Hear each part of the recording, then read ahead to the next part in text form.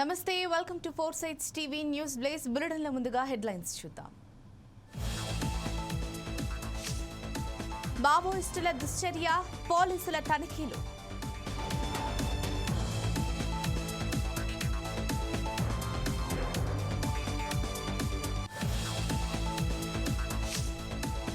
పచ్చదనంతో పరిశుభ్రం, సుందర నగరి రాజా మహేంద్రి.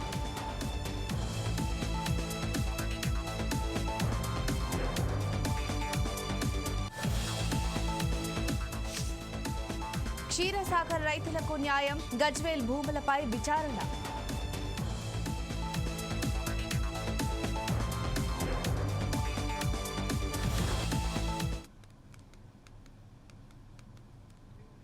బులెటిన్లకు డీటెయిల్స్ చూస్తే మాజీ మంత్రి రోజాపై టీడీపీ నాయకుడు బైరెడ్డి సిఐడికి ఫిర్యాదు చేశారు. ఆడుదాం ఆంధ్ర పేరుతో 100 కోట్ల రూపాయల మేర ఆమె హయాంలో అవినీతి జరిగిందని, దానికి మాజీ మంత్రి రోజానే బాధ్యతగా పేర్కొంటూ బైరెడ్డి ఫిర్యాదు చేశారు. అదేవిధంగా స్పోర్ట్స్ కోటా ప్రవేశాలపై విచారణ జరపాలని ఆయన డిమాండ్ చేశారు.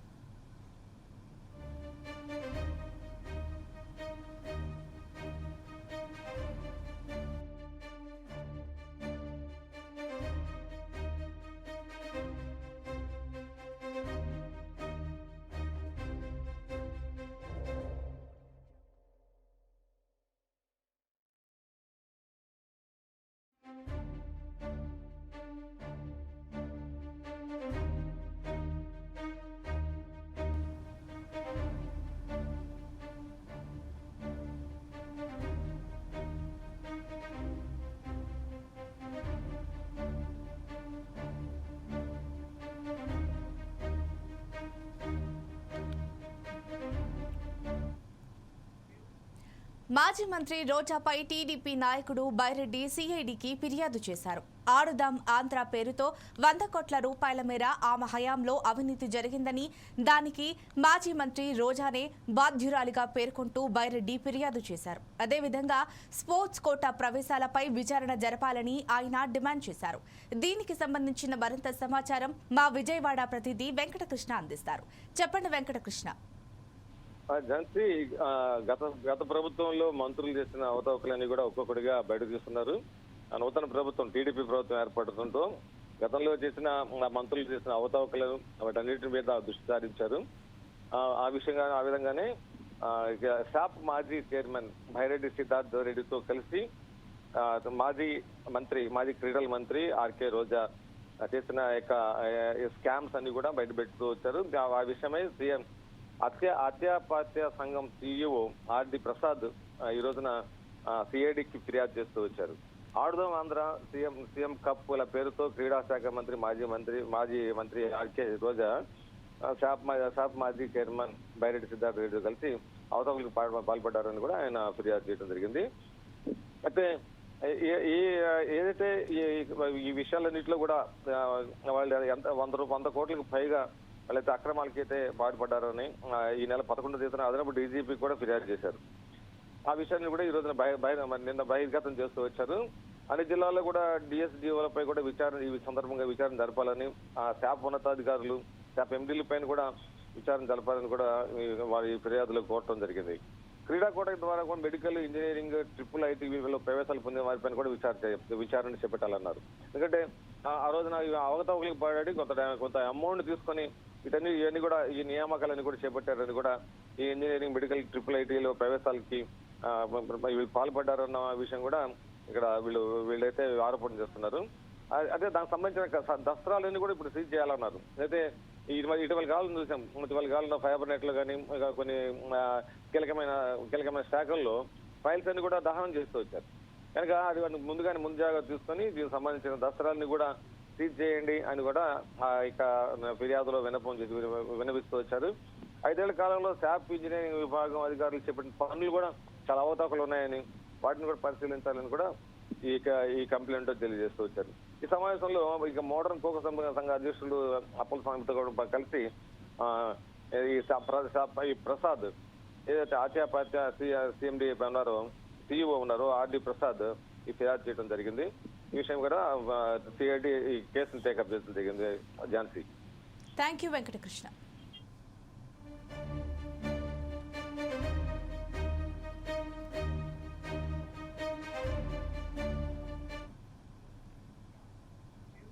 ప్రభుత్వ పాఠశాలలో చదివే విద్యార్థులు ఉన్నత చదువులు చదివే దేశ అభివృద్ధికి పాటుపడాలని వైరా ఎమ్మెల్యే మాలోతు రామదాస్ నాయక్ అన్నారు. ఖమ్మం జిల్లా వైరా మండల కేంద్రంలోని గుట్టబడి ప్రభుత్వ పాఠశాలలో 5వ తరగతి చదివి గురుకుల పాఠశాలలో సీట్లు సాధించిన 41 మంది విద్యార్థులకు అభినందన కార్యక్రమం నిర్వహించారు. ఈ కార్యక్రమంలో ముఖ్య అతిథిగా ఎమ్మెల్యే మాలోతు రామదాస్ నాయక్ మాట్లాడుతూ కాంగ్రెస్ ప్రభుత్వం విద్యారంగాన్ని ముందుకు తీసుకువెళ్లేందుకు ప్రభుత్వ పాఠశాలలను కార్పొరేట్ స్థాయిలో వసతులు కల్పిస్తుందని తెలిపారు.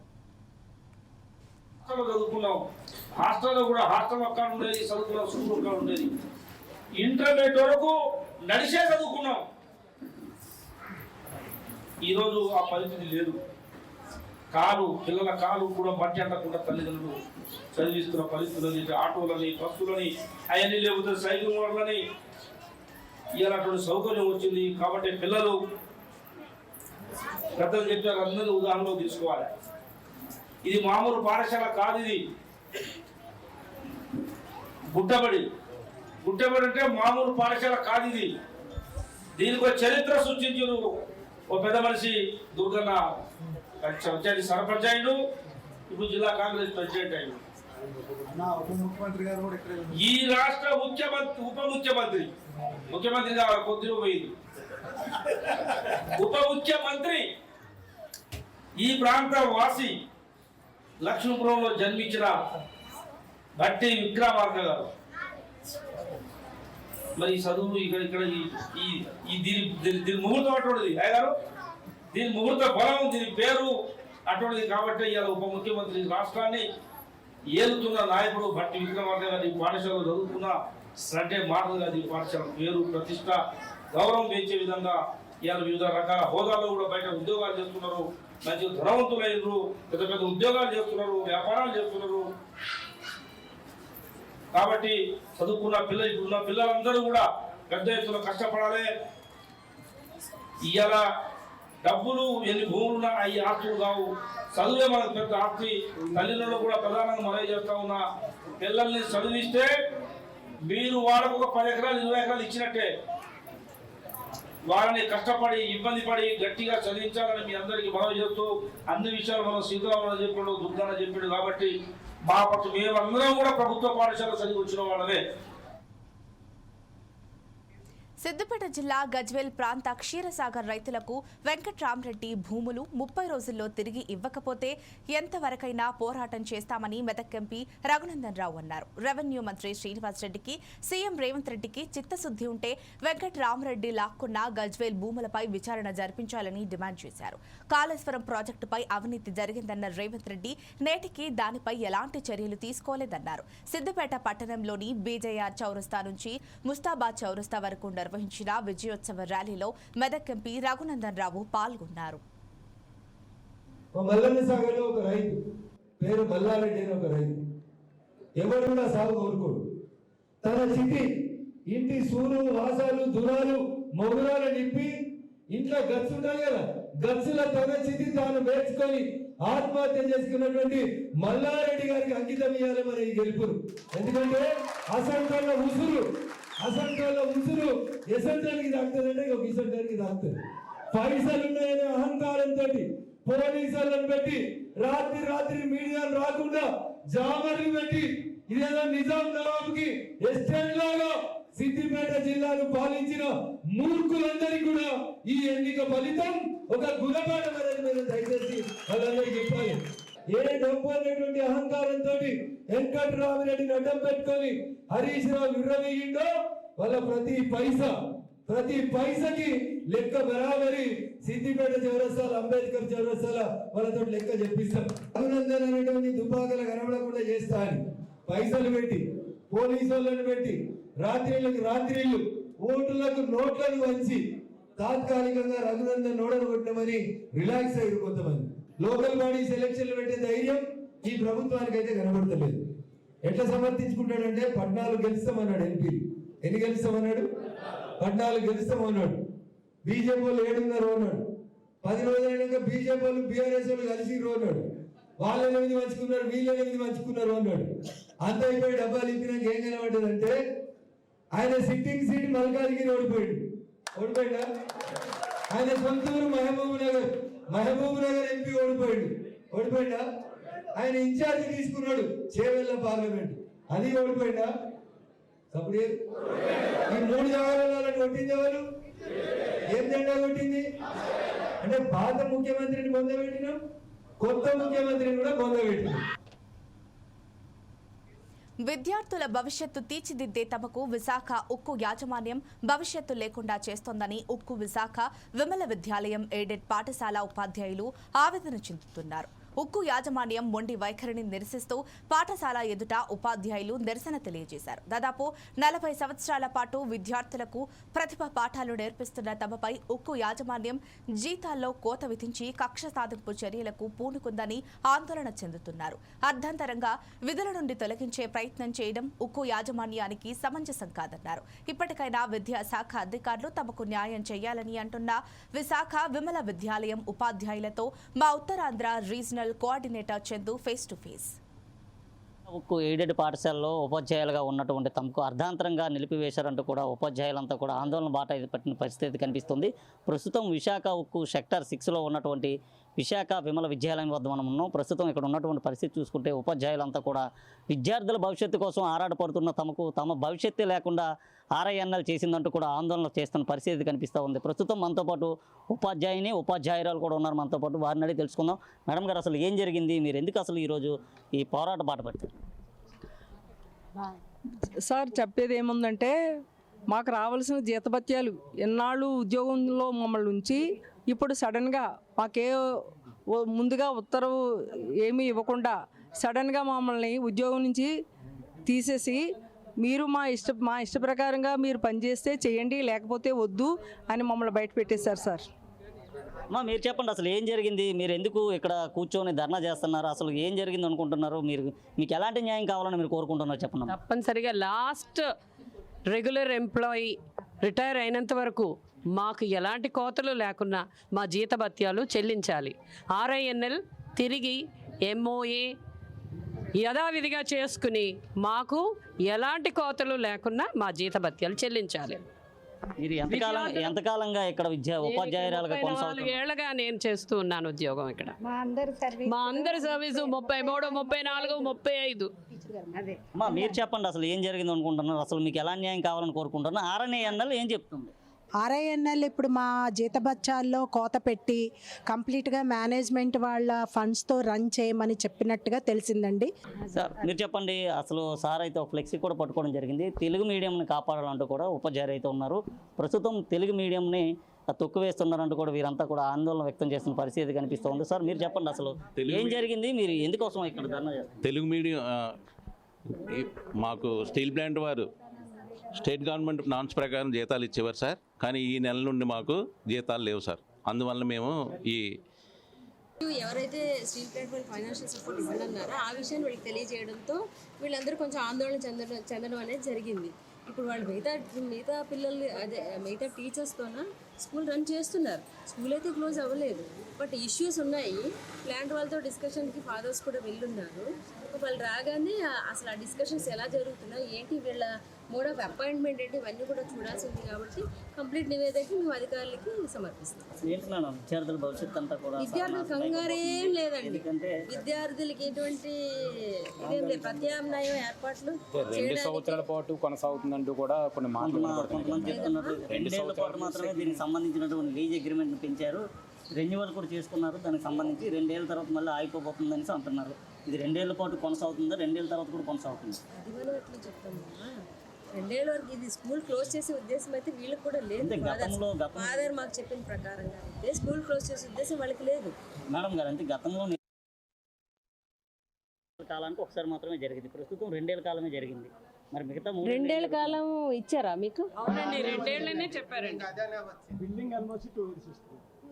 వాళ్ళు ఫైనాన్షియల్ సపోర్ట్ ఆపి మిగతా ఇన్ఫ్రాస్ట్రక్చర్ అవి కూడా మీరు పిల్లలకి ఉపయోగించుకోవచ్చు అని చెప్పడం జరిగింది.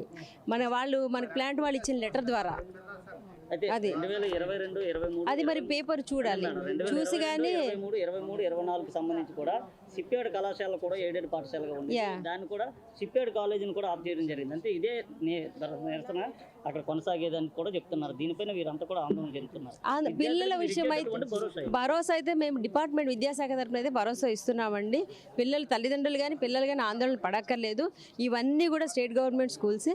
పిల్లలకి ఎక్కడ దగ్గర అయితే అక్కడ ఒకవేళ అవసరం అనుకుంటే పేరెంట్స్ అక్కడ జాయిన్ చేస్తాము, లేదు ఇక్కడే చదివిస్తామంటే మిగతా టీచర్స్తోనే ఇక్కడ కూడా స్కూల్ రన్ అవుతుంది. మీ టీవీ ఛానల్స్ వారికి ముఖ్యంగా తెలియజేసింది ఏంటంటే, విద్యాశాఖ అధికారులు చెప్పేది వాళ్ళు వన్ వేలో చెప్తున్నారు. ఎందుకంటే ఇది స్టేట్ గవర్నమెంట్ ఎయిడెడ్ స్కూల్ కాదు. ఇది స్టేట్ గవర్నమెంట్ ఎయిడెడ్ స్కూల్ కాదండి. ఇది completely RINL aided school. 1984 plant ఏ రోజు అయితే ఇక్కడ ఎస్టాబ్లిష్ అయిందో 1982లో ఎస్టాబ్లిష్ అయింది ఫుల్ ఫ్లెడ్జ్డ్గా. అది ఎస్టాబ్లిష్ అయినటువంటి ఒక 2 సంవత్సరాల్లోనే విమల విద్యాలయాన్ని ప్రారంభించారు. విమల విద్యాలయం ఎక్కడుందో మాకు ఎవరికి తెలియదండి. RINL నోటిఫికేషన్ మా డయాసిస్ వాళ్ళకి ఇమ్మని ఇస్తే వీళ్ళతో ఒప్పందం చేసుకొని వీళ్ళు మమ్మల్ని రిక్రూట్ చేశారు.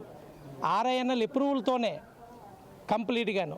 ఆ ఒప్పందంలో ఏంటంటే ఆంధ్రప్రదేశ్ స్టేట్ గవర్నమెంట్ నామ్స్ ప్రకారం అక్కడ ఏదైతే వాళ్ళకి బెనిఫిట్ ఉందో అన్ని బెనిఫిట్స్లు వీళ్ళకి ఇవ్వడం జరుగుతుందని చెప్పడం జరిగింది. దాన్ని బేస్ చేసుకొని ఇక్కడ టీచర్స్ అందరినీ కూడా అపాయింట్ చేయడం జరిగింది. ఎన్నికలలో హామీ ఇచ్చిన విధంగా మొదటి సంతకంతోనే 5 హామీలు ఇచ్చిన ఘనత ముఖ్యమంత్రి నారా చంద్రబాబు నాయుడుదని కొత్తపేట ఎమ్మెల్యే బండారు సత్యానందరావు అన్నారు. రావులపాలెం పార్టీ కార్యాలయం వద్ద జరిగిన పాత్రికేయ సమావేశంలో సత్యానందరావు పాల్గొన్నారు. ఈ సందర్భంగా ఆయన మాట్లాడుతూ 4వసారి ముఖ్యమంత్రిగా ప్రమాణ స్వీకారం చేసిన నారా చంద్రబాబు నాయుడికి అలాగే నూతన మంత్రివర్గానికి ముందుగా శుభాకాంక్షలు తెలియజేశారు. ఇచ్చిన హామీలను అమలు చేయడంలో తెలుగుదేశం ప్రభుత్వం కట్టుబడి ఉందని, అందులో భాగంగా ఎన్నికలలో ప్రచారంలో నారా చంద్రబాబు నాయుడు ఇచ్చిన హామీలకు తొలుతగా నిరుద్యోగ యువతను ఆదుకునే విధంగా మెగా డిఎస్సిపై మొదటి సంతకం చేసి 16,000 పైచిలకు ఉద్యోగాలు ఇవ్వనున్నారని తెలిపారు. విద్యార్థుల భవిష్యత్తు తీర్చిదిద్దడం అంటే నాడు నేడు పేరుతో రంగులు వేసి జగన్ సర్కార్లా దోచుకోవడం కాదని, వారికి అవసరమైన ఉపాధ్యాయులను నియమించడమని వివరించారు. హామీ ఇచ్చిన మేరకు ఏప్రిల్ నెల నుండి 1,000 రూపాయలు పెంచి వచ్చే జులై నెలలో 7,000 రూపాయలు తెలుగుదేశం ప్రభుత్వం అందిస్తుందని గుర్తు చేశారు. ఉమ్మడి మేనిఫెస్టోలో ప్రకటించడం జరిగిందో ఆ హామీలు 5 అమలు చేయడానికి నిన్న నిర్ణయం తీసుకోవడం చాలా శుభ పరిణామంగా తెలియజేస్తా ఉన్నాను. అదేవిధంగా ఎన్డీఏ గెలుపుకు సహకరించినటువంటి అభ్యర్థిగా పోటీ చేసిన నా విజయానికి కృషి చేసినటువంటి కొత్తపేట నియోజకవర్గ ప్రజానీకానికి, ఎన్డీఏ కూటమి 50 మంది మా కుటుంబ సభ్యులకు, పాత్రికేయ మిత్రులకు, ప్రతి ఒక్కరికి కూడా నా హృదయపూర్వక కృతజ్ఞతలు తెలియజేసుకుంటూ ఉన్నాను.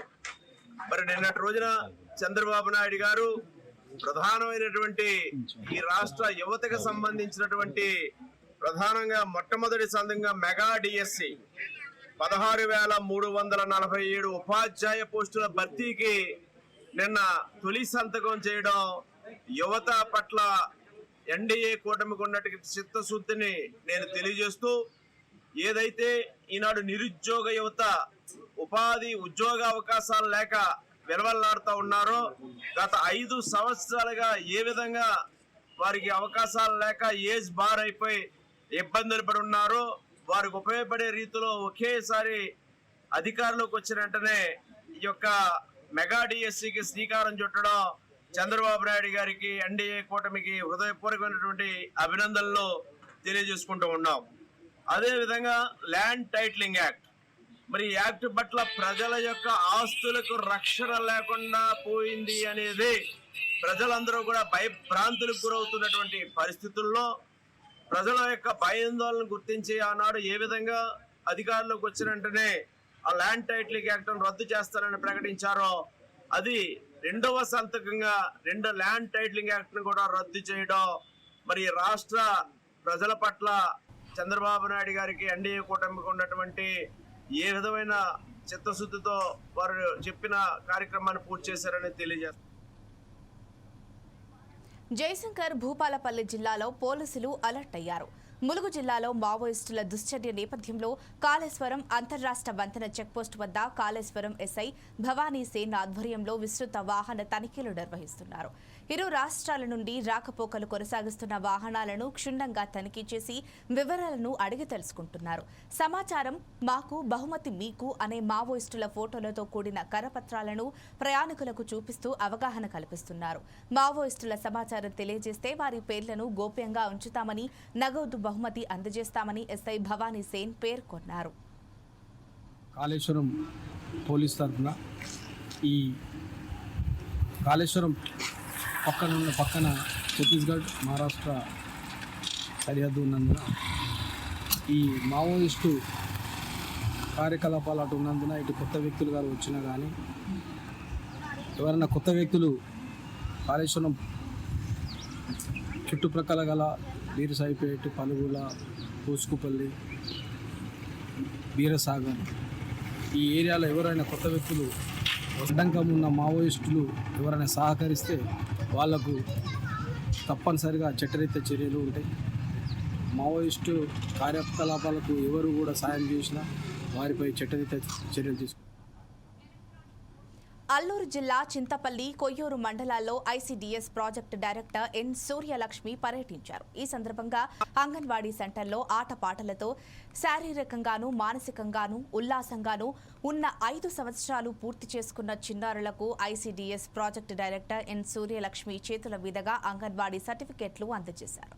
అనంతరం మీడియాతో మాట్లాడుతూ అల్లూరు జిల్లాలో 3,214 అంగన్వాడీ కేంద్రాలు పనిచేస్తున్నాయని, అందులో భాగంగా చింతపల్లి మండలంలో 596 మంది ప్రీ స్కూల్ పిల్లలున్నారని, వీరందరినీ సిడిపిఓ రమణి మరియు అంగన్వాడీ సూపర్వైజర్స్ ఆధ్వర్యంలో element convent school first class విద్యార్థులుగా జాయినింగ్ చేయవలసిన బాధ్యత అంగన్వాడీ కార్యకర్తల ద్వారా తల్లిదండ్రులకు అప్పగించి జాయినింగ్ చేయడం జరుగుతుందని అన్నారు. అలాగే అల్లూరి సీతారాం జిల్లాలో ప్రతి అంగన్వాడీ కార్యకర్త డోర్ టు డోర్ సర్వే చేసి 3 సంవత్సరాలు వయసు నిండిన చిన్నారులను అంగన్వాడీ సెంటర్లో నమోదు చేసుకుని ఆ చిన్నారుల యొక్క శారీరకంగానూ మానసికంగానూ ఉల్లాసంగానూ ఆలనా పాలన చూసుకోవాల్సిన బాధ్యత ప్రతి అంగన్వాడీ కార్యకర్తకుందని తెలియజేశారు.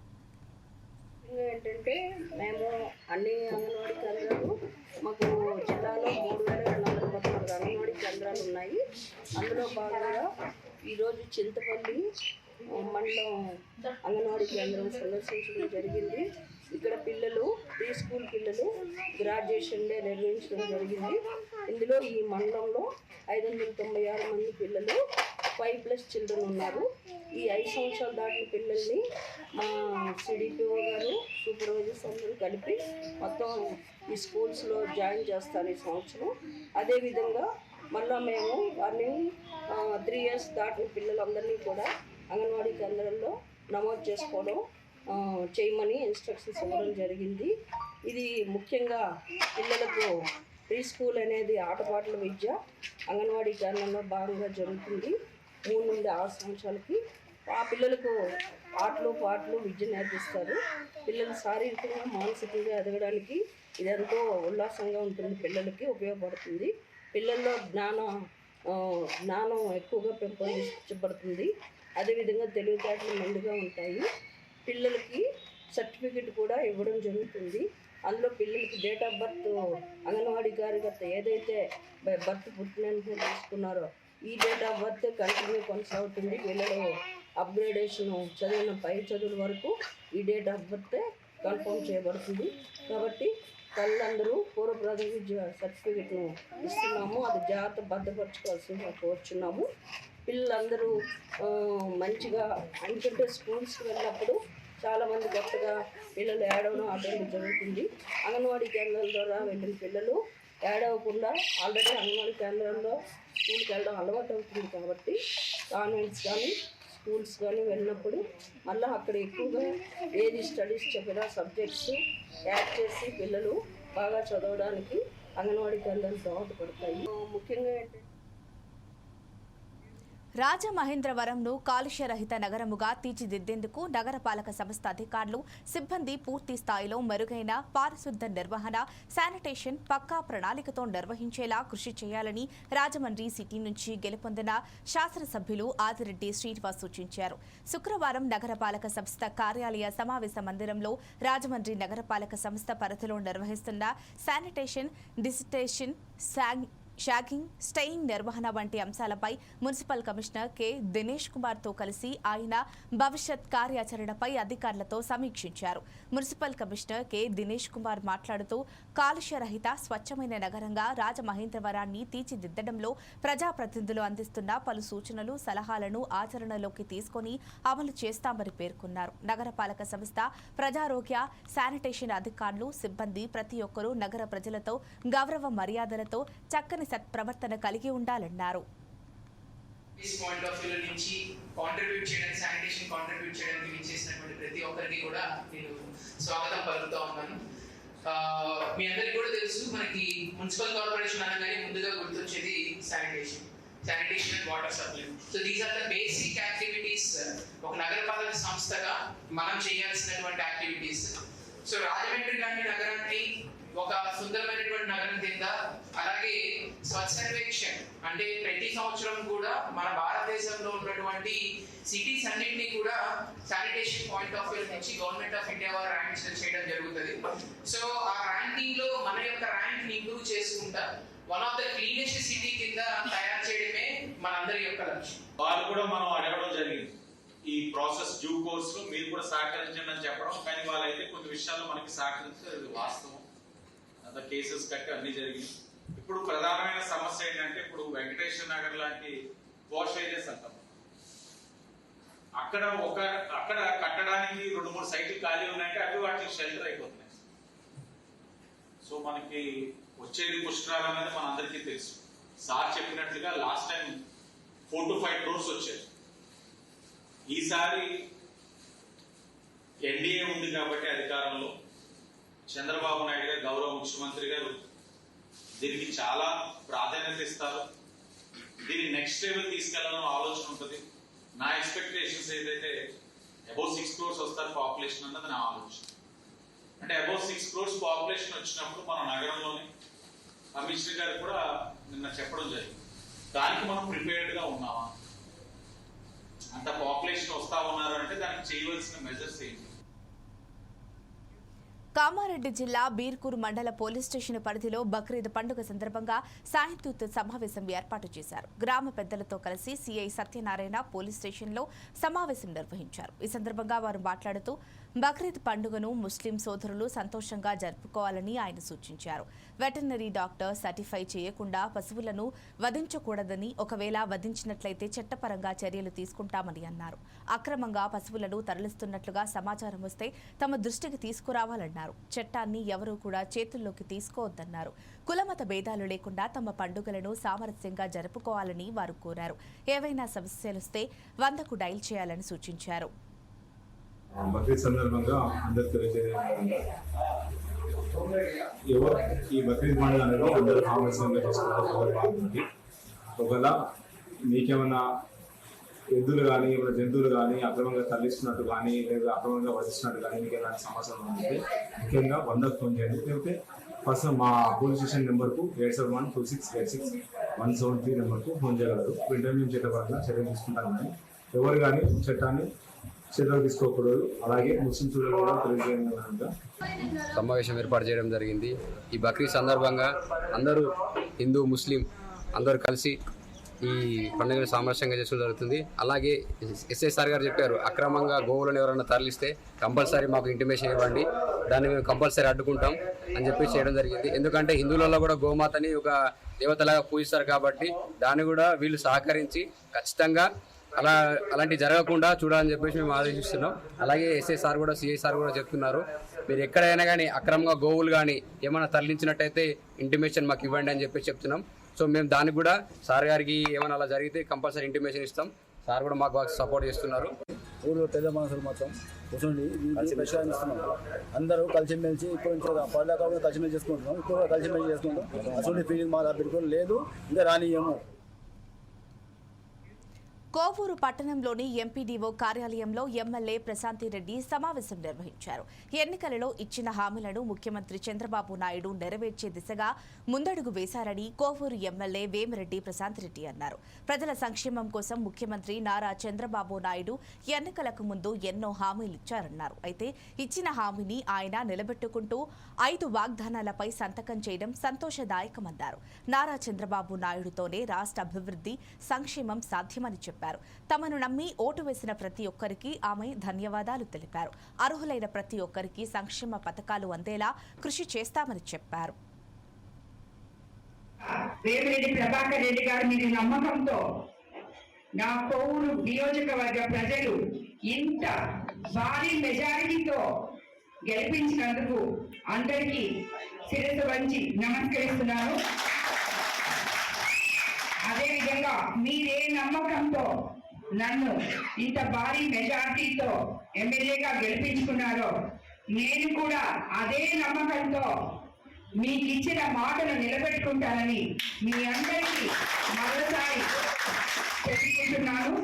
అదేవిధంగా మనమందరం మన ముఖ్యమంత్రి వర్యులు శ్రీ నారా చంద్రబాబు నాయుడు గారి మీద నమ్మకంతో ఏ విధంగా అయితే 164 సీట్లతో అత్యంత భారీ మెజారిటీతో మన బీజేపీ నాయకులు, జన సైనికులు, తెలుగుదేశం నాయకులు పడ్డ కష్టం, కార్యకర్తల కష్టం, ప్రజల కష్టం ఇది.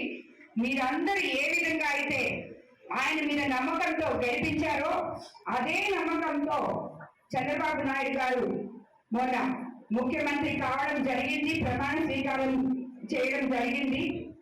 మొదటి నుంచి చెప్తూనే ఉన్నారు, నేను ప్రమాణ స్వీకారం చేసిన మొట్టమొదట సంతకం మెగా డిఎస్సీ మీద పెడతానని చెప్పి నేను కూడా మీకు ఇవన్నీ చెప్పడం జరిగింది. అలాగే చంద్రబాబు నాయుడు గారు నిన్న ఆయన తొలి సంతకం మెగా డిఎస్సీ మీద 16,347 టీచర్ ఉద్యోగాల ఫైల్ మీద పెట్టడం జరిగింది.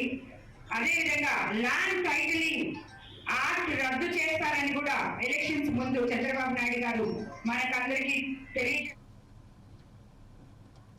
అల్లూరు జిల్లా రాజవొమ్మంగి మండలం లబ్బర్తి గ్రామంలో పిడుగుపాటుకు ఓ వ్యక్తి మృతి చెందగా మరొకరికి తీవ్ర గాయాలయ్యాయి. బాధితులు ఏలేశ్వరం నుండి లాగరాయి గ్రామానికి వెళ్తుండగా భారీ వర్షం కురుస్తుండటంతో చెట్ట కిందకెళ్లారు. ఉరుములు మెరుపులతో ఒక్కసారిగా పిడుగు పట్టడంతో ఒక్కరు అక్కడికక్కడే మృతి చెందారు. మృతున్ని నాగబాబుగా పోలీసులు గుర్తించారు.